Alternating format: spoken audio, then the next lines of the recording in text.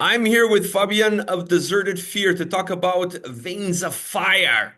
Out everywhere right now. You can go pick up the CD, the vinyl, stream it, purchase it on iTunes, all that good shit. Just support these guys. They definitely deserve it. How's things going? Oh, fine. We just came back from our release tour. I know. I was with the label guys at Inferno, and we were because we were Oh. trying to set up the interview. And I said, "Listen, guys, I know they're on tour. We can talk after the tour. Like, there's no rush. There's no rush to it. We can handle things after the tour." So here we are. So how's the tour? Oh, it was great. We saw so much people we met over the years. We saw a lot of new fans coming out, and yeah, it's always great. And we had a lot of fun, a lot of beer. Cheers. What seems to be the fans' favorite song from this new record when you guys play live? What gets the crowd going? We played four songs, the four singles we released, and I don't know. Reactions were great. Mm, I don't know. I enjoyed Veins of Fire the most, I guess, the title track. Course, also the last song of the set. The closer. Yeah, So has the response been positive for you guys for this album? yeah, very good. Very good. Of course, there are also people complaining, you guys too melodic now and this and that, but You can that just goes to show you can never make everybody happy. yeah, that's it. And I mean, I can understand. I mean, I have also bands where I enjoy the early records more than the newer records, but that's how it goes, and I'm fine with that. See, for me, I like the melodic stuff a lot. So for me, this album was definitely a great record to listen to. For me, was way better than Doomsday. I'll be honest with you, I was not a fan of Doomsday at all. In this Okay. album, I was like, all right, this is my gem. I love that you guys added some more melodic pieces to the heaviness that you guys have. So yeah, this works for me. Now we got you. There you go. Because I like the earlier stuff too, but there was something about Doomsday that I just didn't click with me. And when I went into Veins of Fire, I was really wondering because you guys changed labels as well. So I was like, okay, they've changed labels, new record. I wasn't a huge fan of the previous one. How is this one gonna go? And then I pressed play and I'm like, yeah, this is good shit. All right, this is good shit. The boys are back. Yeah, thank you. It means a lot. Thank you. Thank you. How was it for you guys with that label change going into a new record? Did it feel any different or it was just business as usual? I mean, it's our hobby. So we all have day jobs, and in the evening we grab our guitar whenever we want to, and we start writing songs or just hang around. And I don't know, we did not do any different this time. And yeah, Doomsday was written during COVID. Yes, maybe that's the fact you don't like. A lot of those COVID albums were hard to Yeah. listen to. So no, I don't know. Yeah, just hobby, just playing guitar in the evening with a beer, with a joint, or Enjoying and life.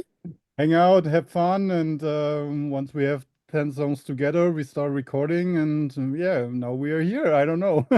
So what led you guys to this more melodic sound? Was that just organic or did you guys Yeah. actually talk about it? No, just organic. We don't listen to our previous records and think about what we don't like or think about what we can do better. We just start writing, and if we like it, that's our it's new Deserted Fear song. Yeah, I mean, at the end of the day, if you have to like it first and foremost, and then you Yes, hope that other people will like it as well. yes. I mean, if I start listening to black metal, maybe there are some black metal influences in the future. I don't know, but I'm more into melodic stuff. Yeah, it fits you guys so good though. The Thank more you. melodic stuff, like I feel like you guys are just a perfect band for that kind of sound. It's still heavy. I mean, you guys still a death metal band, but like with the more melodic riffs, it makes it's like a smooth beer on a hot summer day. Here we are. There you go. See what I did there? Well, fuck, you Look guys at also this. have deserted Look at this. is it deserted beer? It's deserted beer. Finally. Wow, I love the glasses. Holy shit, the glasses look sick. Look, We we talk you guys we are all talked full of about this cool deserted merch. beer. we talked about deserted beer since the beginning because deserted fear, deserted beer, it's a rhyme. Yeah. So Is, finally, we found a brewery who made deserted beer. were you guys selling that stuff on the tour? Not on the tour because I don't think venues would like if we sell beer at the merch booth. But we sell it online, and people seem to like it because we get second orders now. Oh wow, that is cool. I mean, you guys are a cool bunch, and you're doing some cool shit. When you guys went into recording this album, like you said, everything is very organic for you guys. You guys don't listen to what's been done before. You're just Mhm. going in. But when it comes to put these, like you said, we have 10 songs, time to put a record together. Do you think about how are we going to make these songs kind of work with one another? Because the album really feels cohesive. It doesn't feel like 10 songs. It feels like an album. No, not really. When we have 10 songs together, we then think about the order of the songs. Okay, Wains of Fire, it was clear that this will be the last song of the record because it's yeah, I don't know, it's a perfect song for the end of the record. Like it's a bit slower and this and that, but no, yeah, we are happy as well that it sounds like cohesive record in the end, because you never know. Yeah, yeah. Well, especially if that's the approach that you're taking. You're not really Yeah. like working on certain elements to work on certain elements. When Mhm. you look at yourself and the discography of the band, where do you see your own personal growth? Where do you feel like you've developed the most? I don't know, since the beginning, I would say, when we played concerts, met new people, being on the road, you learn so much on the road, dealing with new people every day. And also when maybe our singer has two kids now, our bass player has two kids, our drummer Simon has a boy, and just yeah, through that we developed a lot as humans. Also during COVID, being not able to play shows, what we did the past years, and to think about ourselves and yeah, that was yeah also a huge part of growing as personally and yeah, I think you can also see it on our videos. I was going to say that. I was going to say that because we checked out one of your videos long time ago. I think like 7 years ago or some shit like that on the channel, and you guys were just Mhm. kids. And Yeah. now you guys have kids. Yes. So it's like, wow, like it's a huge development to go from just being kids, making really heavy music, with some crazy music videos, and then to being parents with kids. The responsibility changed. Does that change the way you look at how you write music? Do you have to be more responsible? Nowadays, no, not regarding writing, but we have to think about if Mane's son wants to come with us to the shows because he really loves it, being on stage with us. He already played Rock Hearts Festival with his guitar. Super cool. Yeah, he loves music. He started playing drums. He's very good. He has a Oh, wow. better feeling than his dad, to be Oh, honest. so next thing you know, you guys gonna kick the dad out and hire the son. Yeah. No, it's great. I love it. I love it. I love it. I love to see the fire in his eyes. He knows our songs so well. He listens to it all the times. He tells his friends in school, and yeah, that's really cool. That's really makes us very proud.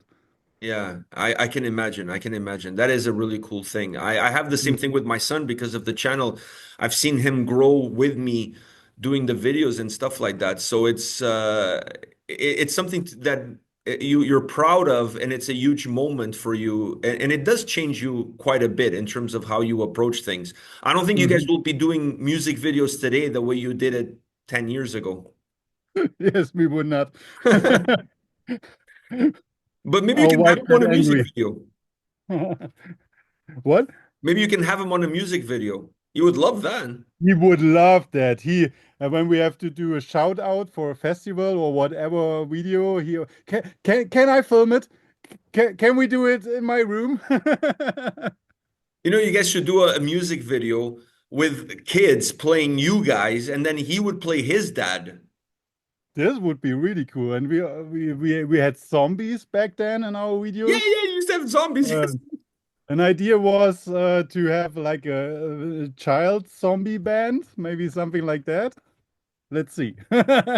I think you're onto it. I think there's something there to be said about doing something like that. I think that's really cool. I think that's Yeah. really cool. So what's next for you guys? You guys finished this tour in Germany. The album is out, came out April 25th. What's next for Deserted Fear? Vacation. Here's a man with his priorities. Never mind, like I want to be at Wacken this summer. No, vacation. Vacation. Like, fuck that. I want to go on I vacation. mean, to be honest, I'm working on this record since I don't know 1 year, and the last 6 months were really intense, and also the tour very intense, and you need some weeks off for sure. Yeah, you need to recharge those batteries. Yeah, you need to recharge those batteries. And we play some really, really cool festivals this summer, like Rock Hearts, Rock Hard, Dortmund Death Fest, really cool festivals. And we have some club shows coming up in September. And yeah, then let's see. Dortmund has a death metal festival? Yeah, it has. It's same time when Wacken is. Yeah. Oh, fuck. Because I would love to go to Dortmund is one of my favorite Bundesliga teams. So I'd love to go there. Ah, Watch a game and see some death metal. I think that's the perfect of two worlds coming together. true. That's true. I love that because we're big fans of the Bundesliga, my son and I. We Oh, he's really? yeah, he's a what's his favorite Mönchengladbach is his favorite team. Oh, München-Gladbach, yeah. Yeah, that's his favorite team. He has the jerseys and everything like that. He follows them every weekend, see what they're doing, the players. Cool. Yeah, yeah, Cool. yeah. He's a big Bundesliga guy. He loves the Bundesliga. Have you ever been to a match? Never been to a match. Never. I want to go to I want to go to Berlin to do a stadium tour, Hmm. a Bayern Munich stadium tour. I would love to do that. I would love to do a Dortmund one as well, Yeah. because they have massive. We try every time we go to a new city that we've never been before. We do a Uh-huh. stadium tour of whatever the team is. So we were in Copenhagen a couple of months ago. So we did Ah, the FC Copenhagen stadium tour. nice, nice. Yeah. I And always do the same with basketball. I'm a huge basketball fan. Yeah. hey, if you come to Toronto, I'll take you to a Raptors game. I would love to. I would love to. Yeah, yeah. I go. I don't go very often. I go when I get free tickets, but I get Hmm. free tickets quite a bit. And yeah, if you're ever in town on a tour and you guys have a day off or a night off or whatever, we'll get some tickets and we'll go to the Raptors. Oh, I will let you know for sure. Thank you. Yeah, you guys have to come to North America. Is that, or at least to Canada? Is that on the agenda at some point in time? To be honest, no. Because yeah, because of day jobs and family, it's hard to play everywhere in Germany or Europe. And so yeah, I think there's not enough time to go outside of Europe. Like I said, it's hard to play even Europe. And yeah, we just play very few shows a year, maybe like 15, 20. And yeah, more is just impossible with day jobs and kids and family. And but we would love to. But Well, if you I come I here on come over. vacation, maybe you don't come here to play a gig, but if you come to Toronto on vacation, just let me know in advance and I'll get us some tickets and me and you go to a basketball game. Oh yeah, I would love to. But you Thank have to you. drink the beer before you go to the game because the beer is freaking expensive at the game. Oh really? What's the Yeah, price? yeah, man. You're not gonna get drunk at the game. Or you can get drunk, but you're also gonna get broke. So let's get drunk and broke. Well, yeah, I'd say let's get drunk before you go to the game, and then you just go to the game, enjoy the game, so that way you don't get broke. You just get drunk. Like it's better that way, because you're German, so I'm sure you can drink quite a bit of beer. It's gonna take a while to get you drunk. Yeah. And now I have my own beer, so Just I bring will your be own. prepared. Yeah, just bring your own with you, and we'll be fine. We'll do just fine. It's interesting that you mentioned that because I was asked the other day by a friend of mine who doesn't know much about the business about is it cool to be on tour? Is it cool to go on the road? And I said to her, you don't realize, but a lot of these bands don't make a lot of money doing these tours and stuff like that. I mean, they make money on the merch and whatever, but it's not very profitable. And here you are saying that, hey, we have full-time jobs, we have families, so the music is really a hobby, and a lot of people don't realize that. Is it difficult to be a musician these days, even if it's just as a hobby?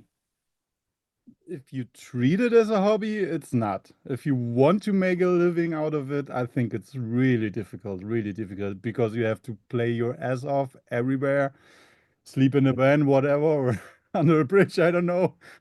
I think it's really difficult if you want to make a living in metal music, I would say.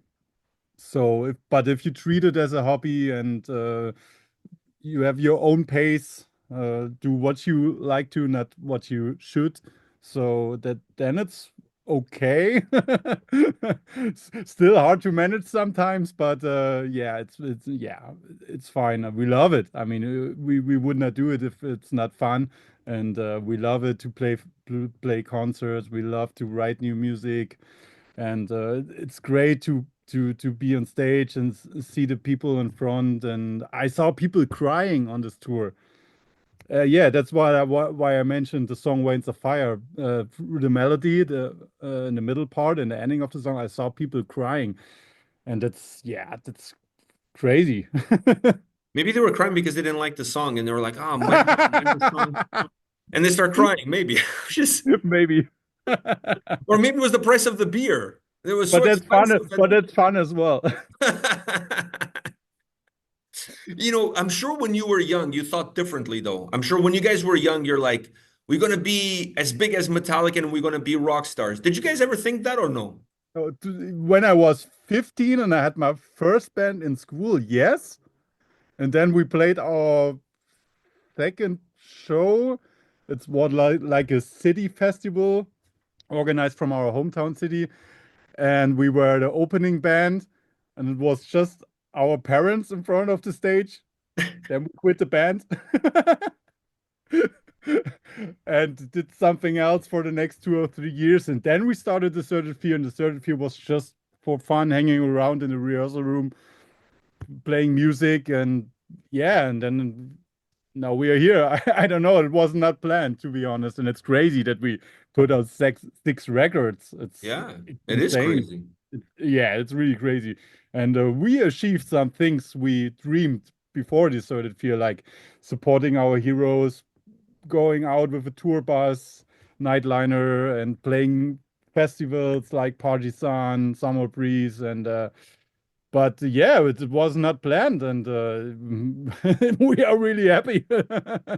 Wow, I love the fact that you guys have that positive attitude because a lot of bands then when they don't make it, they end up breaking up because one Mhm. person in the band will think the way you think, and then another person wants to make a career out of it, and everybody's like pulling in different directions, but it doesn't seem to be the case. It seems to be like you guys are really grounded in what you want and you know what you can achieve, so you kind of stick within that. Yeah, of course. And first of all, we are not band mates, we are friends. So yeah, we were friends, and then we started the band. And for example, our drummer Simon, he always had the dream of taking some time off for a long and far vacation. And it didn't work out past years because we had shows planned, then came COVID, and then we had shows planned. And now he was off for half a year, and it was planned in advance. So we said, okay, let's finish the records, let's shoot the videos, let's find a session drummer for the tour, and then take your time off, and that's totally fine for us. And now he's back. He's back for the festivals. He had a great time off, and Yeah. yeah, that's nice. And But that's now, how it should be. but now it's the time where you tell them that, hey, we don't need you for the festivals. We got your son. Yeah. He's cheaper. He's cheap. Yeah. We can pay him in Oreos. So we pay him in Oreos. Is way cheaper, and we don't need you right now. You can go on vacation again. Hey, if you guys need a session player, just get his son to do the work. So it saves you some time, and he already knows the songs. He already knows the band. Yeah, but I think his mother would not be that happy about it. She wouldn't be approving of it. As a typical mother, what can I say? Yes. I think you need another beer. Fabian, Yeah. thank you very much for your time, man. It's always a pleasure to see you and talk to you about the band. And I honestly, for as much as and I'm going to say these words, these are heavy words to say. For as much as I hated Doomsday, This album, Veins of Fire, is fire. I absolutely love this record. And when I saw the guys from the label at Inferno, I told them that. I'm like, dudes, this record is amazing. I really love the record, and I told them how much I love the record and how good this record is. And I also told them how much I dislike it Doomsday. So but this album I love it. I love the more melodic side of you guys. So this is a great record. Congratulations. Thank you so much. Thank you so much. Appreciate it. And yeah, I really hope to see you in person, have a beer together, and maybe watch basketball or Bundesliga. Let me know when you come to Germany. Well, I'm going to be in Germany in 2026 for Wacken. Oh, I It's going to be think my there's first no Wacken ever. Bundesliga. Oh, There's no really? Bundesliga at that time. I don't think so. Yeah. Maybe the But beginning of the preseason, maybe. yeah, but Dortmund Death Fest, it's the same time when Wacken is. Ah, fuck. Well, I can still go to Dortmund, just not to the Death Fest. I just go to Dortmund for a stadium tour or something like that. Yeah, let me know. Are you from Dortmund? No. Oh, where are you from? I'm from the east, you know, Leipzig. Yeah, of course. It's They're it's also in the one hour south. Bundesliga, Yeah, I've been to Leipzig for Bundesliga, and it's I live Champions League too. 1 hour southwest of Leipzig, not Yeah, very far. Red Bull, right? Isn't Red Bull RB Yes, Leipzig? Yeah, yes, yeah, yeah. They didn't do too very good in the Champions League this year. that's true. Yeah, they're a good team, but they didn't do very good. Yeah, so you're not that far. Yes. Maybe if there's some Leipzig games, we can catch a Leipzig game together. Yeah, would love to. Let me know for Oh, I sure. will. I will. One thing for sure, I'm not buying you any beers because otherwise I'm gonna go broke. Yeah, I think no, I remember prices was not that bad there. I was there last year, but I can't remember. Yeah, maybe they're a little bit more affordable. Definitely not at NBA games, I'll tell you that much. One beer is like 12 bucks. Oh my God, Yeah, that's insane. it is. No, That's no, what now I understand. see, like the last game I went to, I don't drink now, but I drinked at the time. So I was having rum and coke, and the guy asked me, "Do I just leave the tab open?" And I was like, yeah, it's just I'll pay at the end, you know." At the end, the bill was like 400 bucks just on rum and coke. I don't know how many I had, but they were super expensive. I think they were like 35 bucks for a rum and coke or something like that. And my bill was like $400 on rum and coke. I could have bought like 10 bottles of rum, really expensive rum, and drink at home. So we should leave our pocket at home. Yeah, yeah, yeah. We'll do a pre-game drinking at home and then go to the game afterwards. So if you come here on vacation, I'll take you to a Raptors. If I go there, we'll go see a Leipzig game. Thank you. We will for sure. Thank Okay, you, we'll Peter. work something out.